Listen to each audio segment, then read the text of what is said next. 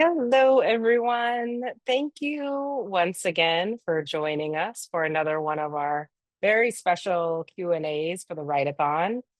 Congratulations, you all unlocked this wonderful reward for us. So thank you very much for participating this year. I'm going to keep this brief because I hopefully have seen some of you on Saturday with Stephen Graham Jones. But if this is your first go round Q&A with us, welcome, welcome. And if it's not, welcome back. Um, my name is Rashida Smith. I'm the program director at Clarion West. We are into our first week of writing for the Write-a-thon. If you're participating in the Write-a-thon, tell us your writing goals for the next 2 weeks or drop a link to your page in the chat. I'm running a tad behind on my goal of 1,000 words a day, but I'll be frequenting the Writing Sprint channel on Discord this week, so I hope to see you there. If you're looking to write with others this week, on Wednesday, we have a writing session with Unicorn Author Club founder and 6-week alum, Meenal Harshwala on, and that's tomorrow at 5 p.m. Pacific in Discord. We also have an in-person session coming up on Saturday at 9 a.m. Pacific at the Third Place Commons in Lake Forest Park. And you can find both of those links to register on the website. We are up to 117 participants for this summer. And my hope is that folks will meet their writing goals and find community support as well. We've raised just over $10,000, which unlocks in support of Clarion West for scholarships, year-round access seats, sliding scale tuition, and it's unlocked this Write-a-thon Rewards Q&A with our special guest instructor, Sarah Pinsker. I hope you're all getting your questions ready. As a reminder, please use the Q&A feature so that we don't lose your questions in the chat. Sarah taught at the 6-week workshop in 2024. I had the pleasure of getting to chat with her when she dropped into our novel writing workshop earlier this spring. When she taught the 6-week last year, Sarah brought energy to a week traditionally considered to be one of the toughest, with the students' energy levels crashing and stories taking very strange turns. But strange is where fiction gets good, and Sarah encouraged the students to lean into their weird. A singer and songwriter known for her non-traditional story structures and turning music into prose, Sarah showed the students how to adapt musicality into their fiction, from rhythm and motifs to resonance. The author of over 60 works of short fiction, 1 novella, 2 novels, and 2 collections, Sarah's work has won or been nominated for multiple awards. Sarah, thank you so much for joining us. Thank you for having me. Okay. So I'd like to get started with a few questions as folks start adding their questions to the Q&A, and we'll turn it over to the room. Most importantly, how's little Zimmy doing? The last time I saw him, he was having a tough time riding out a thunderstorm. Yeah, he's much better. Tonight is actually the first time in about a week that there's been no storm and no fireworks. People have just been jerks about the fireworks. It's gone on extra long this year. Yeah, Year or yeah. two. He's much more chill this evening. God. It's very cute and a little head wrap. So tell us a little bit about your time teaching at the 6-week. What surprised you about teaching? What surprised me? I let me think for a second on what surprised me. It was such a wonderful week. I would say that even if I wasn't seeing some of them in the chat over here, but it was just such an incredible group of writers, but and like their work was great, but also they were so generous with each other. I was just blown away by the way they sort of lifted each other up and carried each other through that tough week. It was just a lot of fun getting to know them. I don't know what surprised me. The biting. They didn't bite me, but they bit each other. Maybe that was what surprised me. Oh, I'm sure there's a story there. Maybe this is not the story for the next question, but do you have a favorite Clarion West memory you'd be open to sharing? No, it was just a terrific week. We had a couple of nice we took a fun trek over to the museum that was on campus and had a lunch at the Indigenous Cafe there that was delicious, and a nice break from some of the cafe food. And after the party on the final night, we got to chill and play some music and chat and tell terrible jokes, and that was a lot of fun too. Sounds like It was a great week start to finish. I was really invigorated. that sounds like a lot of fun. It also sounds like a lot of hard work. Folks were pretty tired in your week. How do you think a workshop like Clarion West can help writers achieve their writing goals? I think that the kind of everyone's in it together thing, and and the challenge of it, just the challenge that everyone provides to each other of showing up in critique week after week, and also just building off of each other and inspiring each other, um which I don't think you get in the vacuum of your own house. Mhm. So we looks like we've got some members from past years, and we may have some folks in the audience who are participating in either the 6 week this year or the novel writing workshop. Do you have a piece of advice for these classes or some of the other writers in the chat? How would you steer them? My big piece of advice is just like finish the draft. If you finish the get through that first draft, you can always make it better. Do what you have to, which sometimes involves cutting entire don't write the scene that you're struggling with. If you're stuck on a scene, just say this is what happens in this moment. I can't write this part right now. Get to the next part you're excited about, keep going, get to the end, because you'll always be able to go back, and sometimes you decide that that bit doesn't belong after all, that it was like it wasn't exciting you, and therefore there's other ways of getting to it, and sometimes it's just too important and you can't figure it out in the moment. But if you can get the shape of things, at the very least you have something for people to comment on. For starters, like it's easier to comment on something that has its correct shape, even if it's missing internal pieces, um like a puzzle. Like, yeah, it's easier if it's got its shape, than if you just stop halfway and people don't know what it is they're commenting about because they can't tell what it's supposed to be at all. So I'd love to ask you a little bit about your own writing now, Sarah. You often play with story form. I think about like meeting with your legislators 101 and 201. I frequently hear music in the very heart of noise.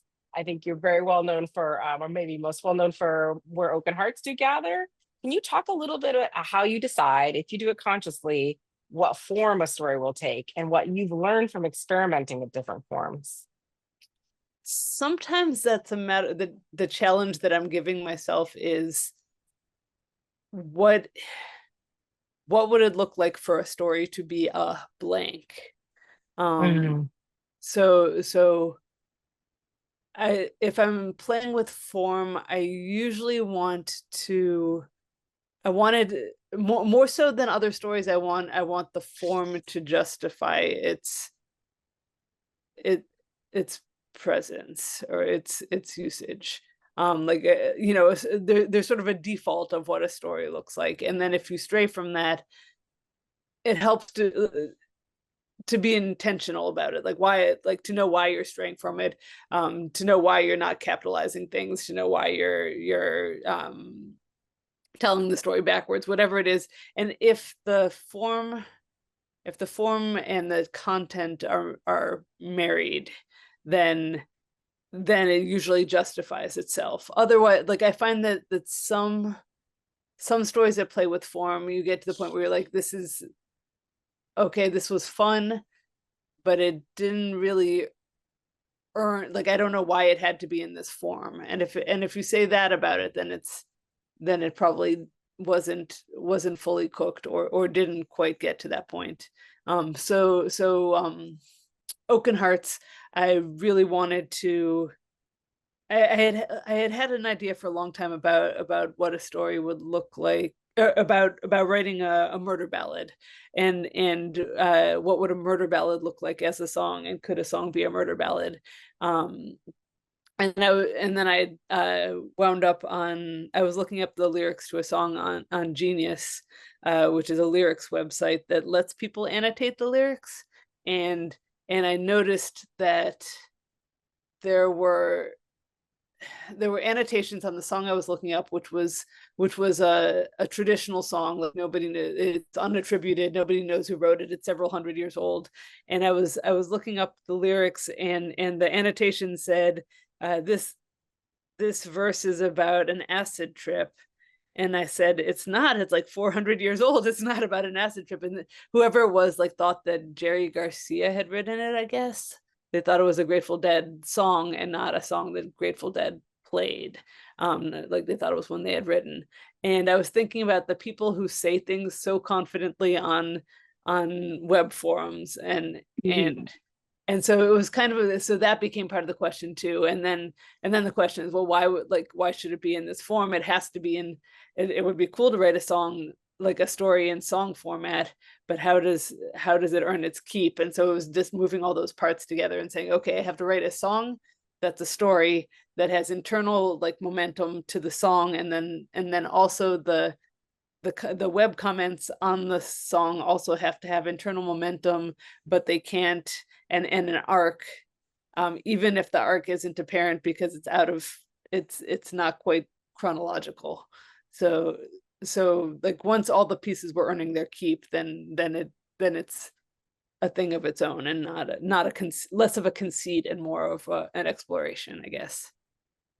Do you start out with those in place, or is that something that evolves over drafts where you start to make sure those pieces all? In the case of that one, I did it kind of verse by verse. I built it up and sometimes went back and went forward, and a lot of it came from figuring out what needed to be in the song.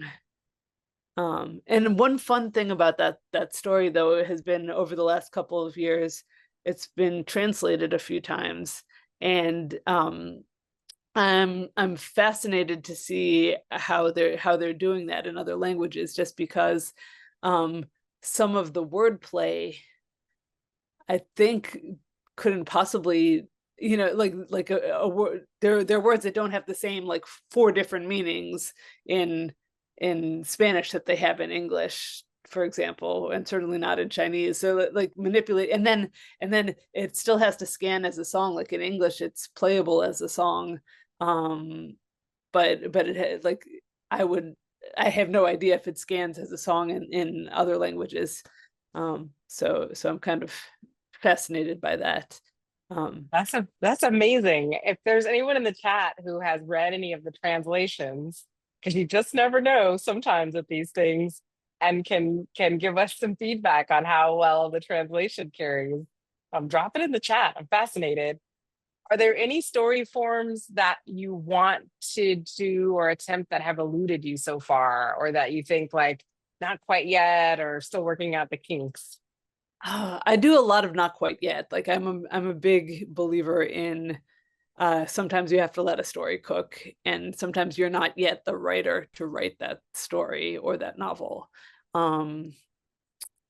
And I can't think of anything right now that is something that plays with format that I haven't figured out how to do yet.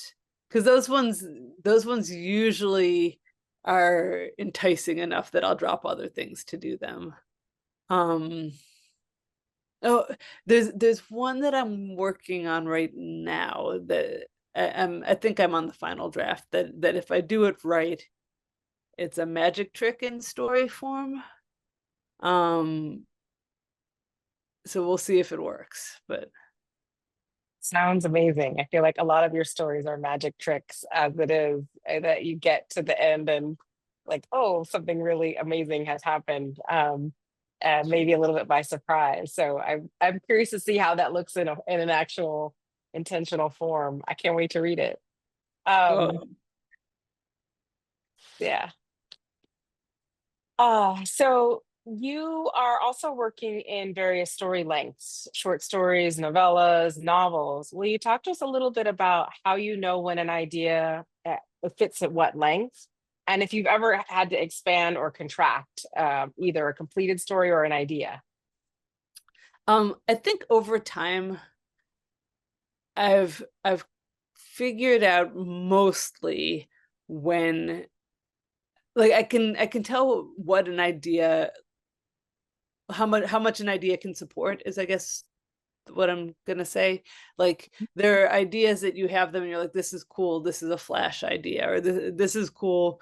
um I think it can this has legs. I think this could be a novella if I just kept it going. And I've gotten better at recognizing which stories want to be longer or shorter, with a couple of exceptions. I've had a couple of stories that have just defied my every attempt to tie them down. Um, I have one that I brought to a workshop um 2 or 3 years ago that I thought it was ready, and they all said it stops where it gets like we want to know what happens next. You can't just leave us there. And I thought I had left it at a point where you could guess what happens next, um but no, they really wanted what was next, and they said it was not fair. And so that one, which I was positive was a short story idea, is now a novella, and it's going to end up being a book length novella. I'm almost done with it. But yeah, I thought it was 5,000 and it's 30,000 words. So that one, Oh, that's quite a strong. jump. And ironically, it's about getting lost, and I just it's taken me a couple of years to get found, I guess. But mostly I can sort of tell, and it's fun to have those different options to work with. Songwriting being the other one that I have. I don't have poetry as an option, but I am a terrible poet, but usually an idea can kind of declare itself as to what it wants to be. Does your background in songwriting, or your experience as a songwriter play into your prose at all? Yeah, absolutely. I think I've done there's a workshop I've done on that before, so there's a much longer answer, but there's there's some rhythms that I think I get from songwriting. It would be the simplest answer. Mm. And reading out loud helps with that. I there are things that I hear when I read my stories out loud, which is always part of my process. Um, and I think they first paragraphs and last paragraphs, I think it really helps. And I will dive into the first three paragraphs and the last three, for days at a time, like making those sing. Mhm.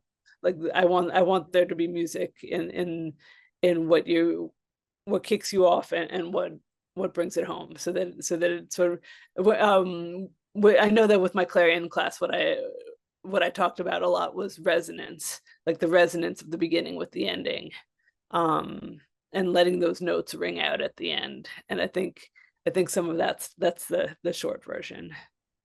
Okay, I want to go two very different directions here. So I'm going to try to see if I can hold both questions in my mind at once. First one I want to talk to you about is endings. Do you know your endings when you get started? How do you draw that resonance from go, or is that something that develops as you're writing? Sometimes you end up working back, like if I find the right ending late, then I'll go back and make the beginning. Uh, I'll fix it so that it seems like was always that way, but it isn't always that way from the beginning. Um, I look.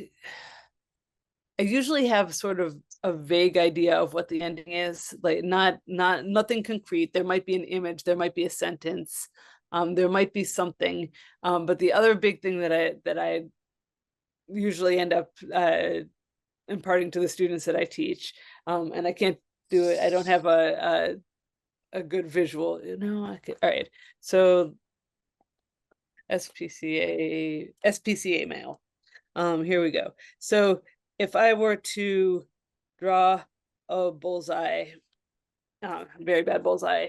If I were to draw a bullseye on the wall and tell you to hit it with an arrow, I don't know how good an archer you are. You may hit it, you may not. But the other thing you could do is you can shoot that arrow at the wall, and then once the arrow is there, you can draw the bullseye around it. by which I mean the if you're on the right wall, like you're probably like you can get your story going in the right direction, you can move everything along, and it might turn out that you were 2 feet to the left. But once you paint that second bullseye and erase the first one, then no one ever knows that that was that you thought you were aiming for there, and this is where you ended up. They're just going to see the bullseye. So if I think it helps to have like a vague idea of where you're headed, to be pointed in the right direction, to know which wall you're trying to hit. And then beyond that, when it's done, the ending will always have been the ending as far Mm. as your readers are concerned.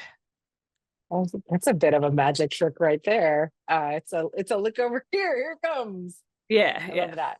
Okay, so I'm gonna backtrack a little bit and head off question number two, which is this idea of speaking aloud, because I think one of the things that I really love about your work is the way your dialogue sounds so real. Like I mean, I've even like gone and read a few patches, particularly of Under One Roof, that just exchange back and forth. It really reads like a real conversation, but it also has the eeriness and the tension of the story and what's happening in the story.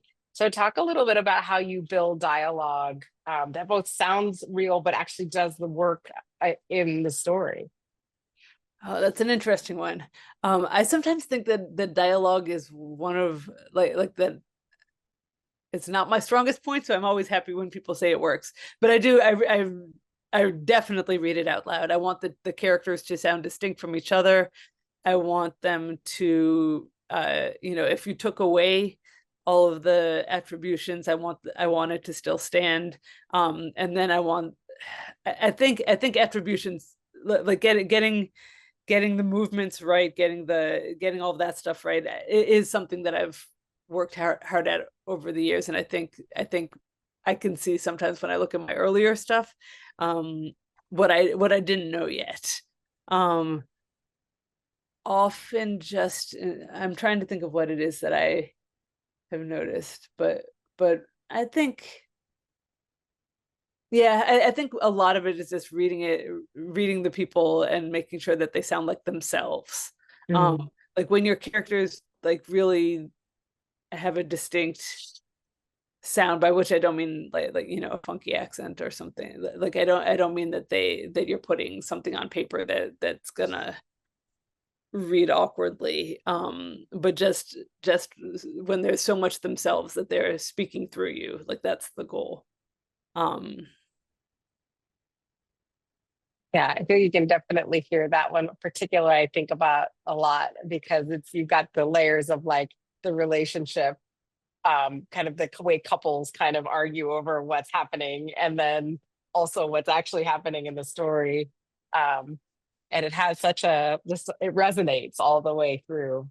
And then the ending is so creepy. So creepy good in a good way. Good creepy. I think Yeah, it's please okay. tell us No, more.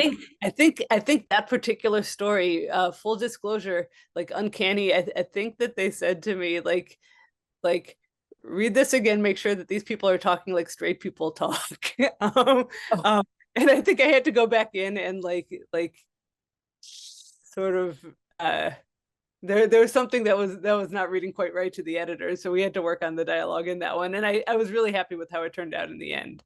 um but that was an example of editorial intervention that was really useful. um yeah. Yeah, tell us a little bit more about working with editors or working with, do you have early readers? Do folks read for you before an agent or an editor sees it? I have my sisters are very well trained. And they're often my first readers. I have a couple of friends who I sometimes trade work with. Like in theory, we have a critique group, but it's been a little while. And then I make it a point whenever I get invited to a workshop, I try to go. So the Sycamore Hill workshop is the main one. I always try to write when I get invited to that, I say I need to write the best story I've ever written.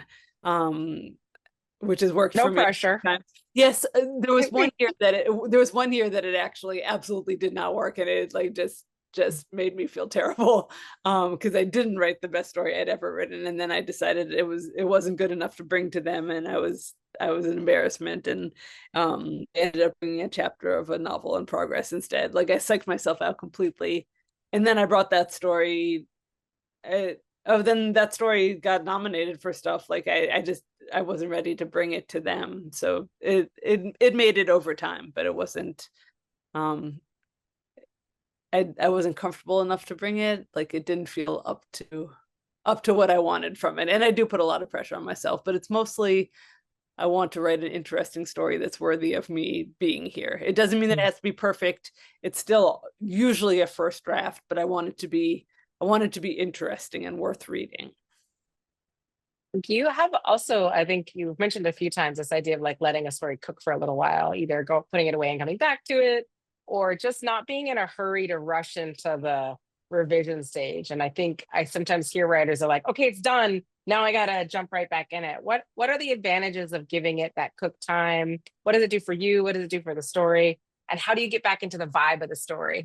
Sorry, eight Oh, questions. no, those are good questions. So the stories that I know which stories I've written that that didn't have enough time to breathe.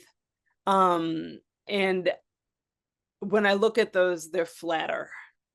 They just they missed someone saying, well, what about this? Did you consider this? There's like something texturally just not like they're perfectly fine, and they're not what they could be, and that makes me sad. And that's usually it's either a matter of like sometimes it's making giving it a chance to rest, sometimes it's giving it a chance to have other eyes on it. Like I can perform pretty well. Like if someone says uh someone dropped out of an anthology, are you willing to fill this space? You have 2 weeks. I can sometimes write that story, but that story is often flatter than the story that I had 6 months to develop, or even that I started and then I put aside and came back to a couple of years later. In terms of getting back into the headspace, often that's just rereading it, reading it out loud. The harder one, like I'm writing a novel that's been taking a very long time, and it's historical, and I keep getting derailed by other projects that will take less time, and also by research, because when you're writing something historical, like every little thing can turn into, like it could be one sentence in the story, but you have to know, was that street lamp on the right side of the street? And then you end up, in another city wondering what you're doing with your life. Um, but I guess I think I can get back into that one pretty easily because the voice is voicey. I think that can help. Like if it's something that's got a really distinct sound to it and I can read it over again, like I can kind of get into the rhythm of it and then find myself back in it. Hmm. So, related question coming in from the audience. I'm going to start threading these through as they come in. Chris asked, "Hi Sarah, do you have a set of strategies you turn to when a story is really fighting you?" My default is to try to put the story down for a while and come back to it later, but sometimes it's just an endless cycle. Um, it that is an endless cycle. But also it don't it only seems like it, like if you put that one down and you do start writing something else, sometimes it's a matter of teaching yourself how to write that first one. Sometimes it's a matter of letting your subconscious work on it a little bit. Um, so yeah, if you have more than like what I when I say let it rest, what I'm not saying is stop writing. Like there's a lot of things that I consider writing, and those are, those also include cooking and folding the laundry and walking the Mm. dogs. Like those are all times to work on, to sort of let the story percolate in your head and untie the knots that were stuck in it, that I'm always like coming up with these stupid metaphors. But so this one is like if you're sitting there like trying to untie that really irritating knot in your shoelace, you know, like sometimes it just does not happen at that moment and you give up on it and you pull out another pair of shoes. And really it takes a little bit of patience, but also maybe it takes um just putting it aside and coming back when you have the time for it, and maybe then you can figure out, oh, there was something, the shoelaces was a terrible way to do this. But yeah, you have more patience, you've figured out what the problem was. Any of those things that you can figure out when you're not with it will allow you to come back to it and pick it up again. Right, the shoelaces. Forget the shoelaces. That was a terrible. Oh no, it was I was great because thinking you know about you get super necklaces. frustrated and you start Yeah, tugging at it and I was even thinking more, about you make it worse. necklaces that get all like tied up to Yeah. about both of those at the same time. And I think maybe I chose the wrong metaphor, but either one of them, like sometimes it takes a tool that you don't have yet. Like you need Mm. like stick a pencil in there to give it some space, and then you can get the knot untied. Um, and that's not what was happening while you were tugging and tugging at it because you were sure you could do it. Yeah. So we have I'll do one more in the Q&A question about a character question. And this one is about villains or antagonists, as I like to think of them. When writing, should I worry about redeeming a villain instead of killing him or punishing them? I tend to see the good in them too easily. I need help finding motivation, I guess, to punish them. I think that depends on what kind of story you're writing and your goals as a writer. What are you trying to say, and what is right for that character, and what is right for the people around that character. Um, I don't tend to write a lot of villains myself, so this might not be the best question for me. Usually my villain is like society or um or capitalism or whatever. It's sort of more ephemeral than and there might be someone standing in uh for some of that concept. Um but I think there's no one answer to that question because it depends on what is true to that story and what is true to that character and the other characters in that story. Um Mhm. that's going to be the right answer every time, and there's no one answer to that. It's going to be what makes that story um feel right. Yeah, that's. I feel like that's. It's easy to just off a villain, right? But it's a little harder to sort of that when the villain or the antagonist of the system, or something like you said, ephemeral. Like then how do you work with that as and your characters work with that? So Bimo, good luck. Back to the drawing board with that one. Actually, that would have probably been a good one for Stephen Graham Jones last week. He's killed Yeah, off a few yeah, people. really, like a true horror writer. um Yeah. the other thing I'll say about that is you can do the thing where you write a whole bunch of like brainstorm a whole bunch of different possible outcomes, like all the different things that could possibly happen and make some of them really silly. I know James Patrick Kelly is a big fan of this, but you just kind of come up with as many endings as possible or as many possible outcomes for that character as you can think of, and look for the one that isn't the, you know, the most obvious one and isn't the most ludicrous one, but somewhere in the middle there, like you should find something that works with the character and works with what you're trying to do. And the goal is not, you don't always want it to be clean and perfect. Like you don't you like I think it's good to have some shading in there. Um there's a quote from Carol M. Schwiller about like leaving room for the audience, that I could probably dig up if I like leave room for your reader. And that room is often in not tying everything up perfectly. You talked a little bit about this historical novel you're working on. And Vimo says thanks in the chat. That was helpful. Cool. Good. Glad that we could. um, You were a history major, correct? Am I right in that? Yeah. So how does your study of history influence your writing, either directly in historical fiction or in your other work?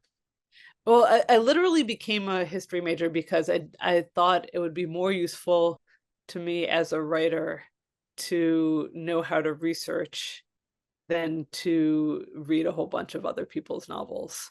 And I do think there's a lot to be said for reading other people's novels, but I didn't want that to be the only thing I studied. I was able to take a lot of social history classes, a lot of great stuff on like the history of American homes and that sort of thing, like where it was how people lived and not just or like the history of the family in America, like stuff like that, where it wasn't just who wins wars. I have no head for dates. I have no head for like big concepts in wars and battles. But what I do love is primary source research, and that has been very helpful. Like I know how to do it, I know where to look, and also I just get a lot of pleasure from uh, reading like other people's letters and that sort of thing, and then figuring out how to turn that into something that isn't theirs but has that kernel of truth. And just for those who might not be sure what you mean by primary sources. Stuff like letters, people's letters are a really great primary source. Their shopping lists and um their their inventories of shops and inventories of farm bills of sale, and also newspapers, like while newspapers are reporting things, I like looking at like the ads of the time, and this like the society pages, what do they choose to put pictures of, what's being advertised as entertainment, old biographies, all kinds of stuff like that. The Thanks. the New York Historical Society, like, I've spent a lot of time there in the last few years. They have this hotel collection, which has like napkins, like printed napkins and printed menus and all kinds of stuff like that and like building plans and all of that stuff. So Oh. for one Um, sentence, but but that's that one sentence that somebody who knows will catch you on and yeah, and say, "Hey, by the way, the yeah. street lamps are on the other side of the street." Right. Well, And that is the funniest part of that stuff, though, is that you can go directly to primary sources, people who were there, and you'll still get the person writing to you and saying um, that that can't possibly be real. Like you got that detail wrong. Like especially if it's someone else's area of expertise, like sailing people and gun people and horse people, of which horse I am people, one, yeah, and horse people, um, yeah. I'm that person, yeah. And what's the Civil War people? Like I have a Civil War story, and someone wrote to me and said, that story's fine, but like it hinges on this moment where someone writes back that he to his family that he like during this battle, like the battle ended, and then he was riding along and he came to someone who had lost his horse, and he gave that person his horse, and then he was walking along and he came to someone who had no boots left, and he gave him his boots, and he came to someone who had no socks left and he gave him his socks, and he just like divested himself of everything as he walked. And this guy said like no one would do that. I said it was directly from a letter like someone wrote to his mother, like I did not even like I changed the words, but that was exactly what happened to that guy, and I thought it was profound, and I adapted it, but it was true, and sometimes truth is too weird for fiction or doesn't Mm. bring. Yeah, so that was a lesson learned the hard way. Well, we can't get please everyone in this internet and age. I think we have all learned. Everybody thinks Uh, they're an expert on something. yeah. And I've also having done all my hotel research, I'm also now the person who wrote to Douglas Fairbanks Jr.'s biographer to tell her that she had the wrong hotel when she talked about I have a story called A Better Way of Saying, that includes this incident in which Douglas Fairbanks, who played Robin Hood in like 1923, shot someone with an arrow in New York City. Like basically he shot, the question of like, could you get away with shooting someone on Fifth Avenue? He did. Like he literally shot someone with an arrow from a roof on in Midtown, and she had the hotel wrong, and I had figured out which hotel it was, even though there were 4 different accounts of where it was. So I was that jerk who wrote to her and said, if you get another edition, you need to correct this. But That's what authors helping each other out at that level. We'll say. yeah, like I mean, I wasn't gonna out her about it anywhere else, and no You one didn't in go the onto Reddit and like yeah, start no one in a, the entire universe cares about this except for me, but I had to fix the record. so I'm going to pivot to a great one in the chat. I think this will be helpful to a lot of the writers who are in our audience this evening. Tux is asking, hi, Sarah. Something that really stood out to me when you taught at Clarion West 2024 was your insightful and helpful feedback. Do you have any tips for reading and critiquing other people's work effectively? I thought you all did a great job, so let me think for a second. I think the big thing that I would say is, when you're critiquing, being cognizant of what the writer intends, what the that you're critiquing the story that the writer wants to write, and helping them achieve the best version of the story that they want to write, and not the story that you would write if you had had this great idea. So I think keeping that in mind when you critique, and just looking for the ways that you can help them achieve their vision, rather than the ways that you can, which isn't always about changing it. It's often about enhancing and drawing out some things, and noticing when there's too much of one thing or too little of another, or the balance is like wrong, that sort of thing. But I guess stuff like that. And I think that the format changes over the last few years have helped with that. Where I know that Clarion West has let instructors, choose to some extent. But the I still think that there's room for the sort of rigid Milford method where everyone goes around, but there is something nice about the fact that you do have the author in the room, and this isn't a finished piece. Like, you don't need to read it as if the author is not there. You can ask them what they intend, and then you can work on achieving that, instead of everyone lecturing about what should have been in the story when they're totally missing something.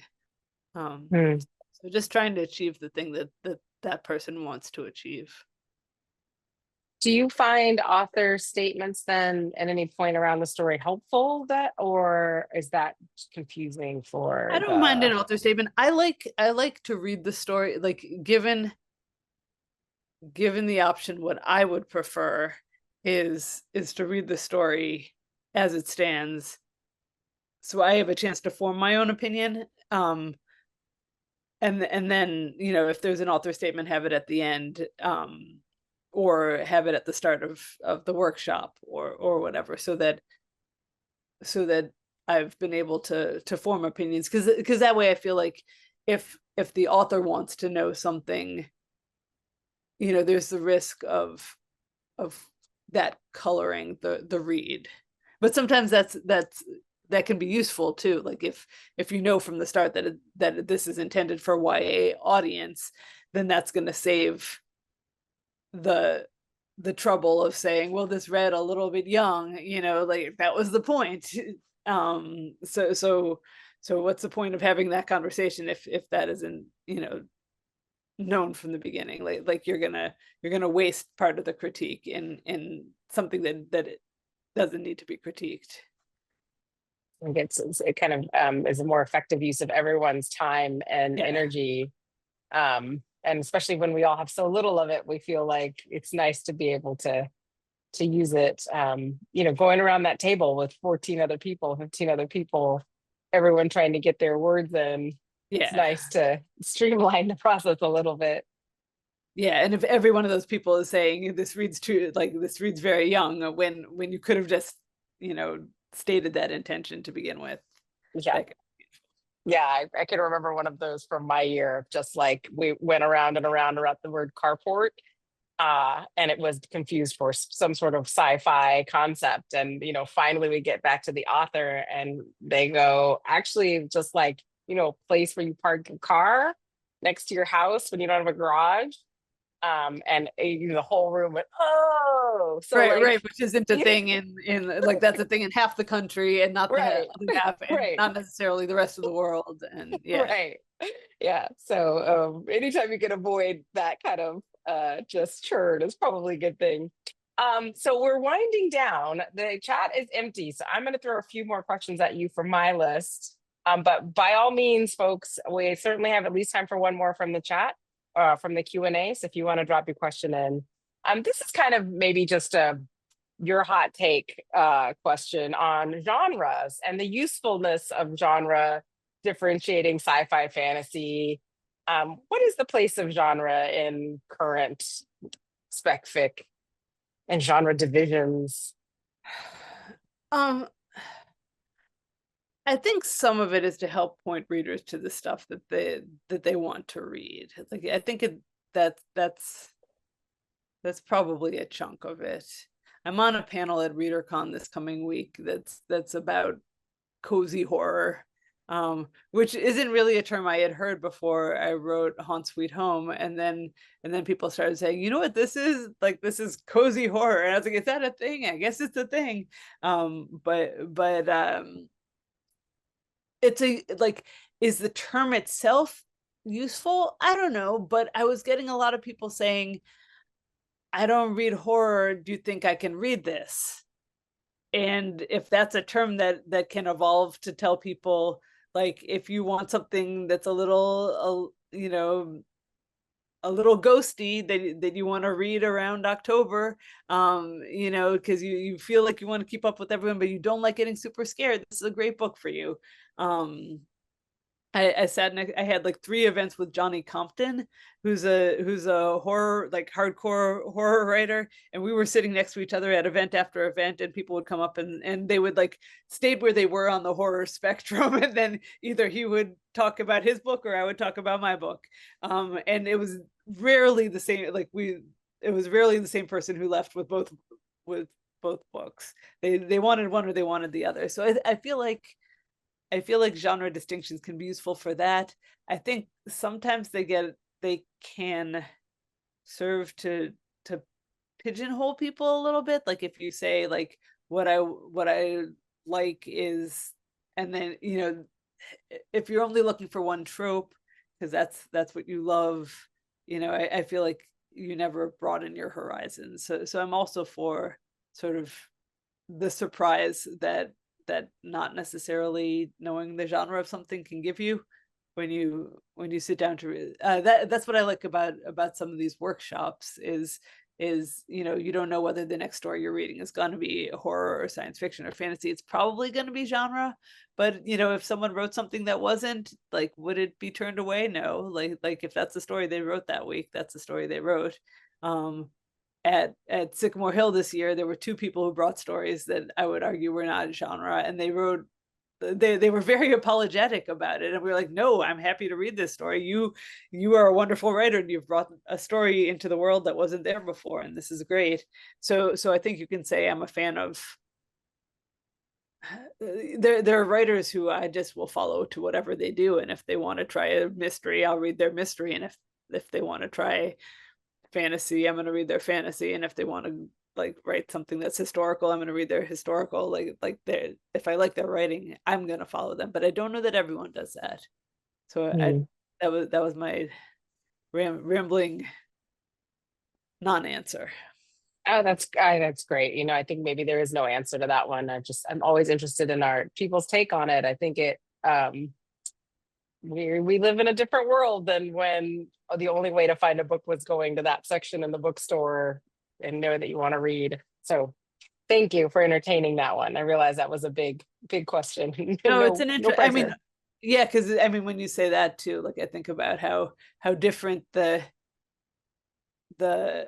act of looking for a book on a shelf is versus Mhm. looking for a book on a big website that you aren't going to buy stuff on, like that moment where you find like the things next to it that you didn't know you were looking for, or you go to the library and you know like the section that you need to find something in, and then something else is adjacent to it that's actually what you were looking for. I think some of that discovery gets lost sometimes.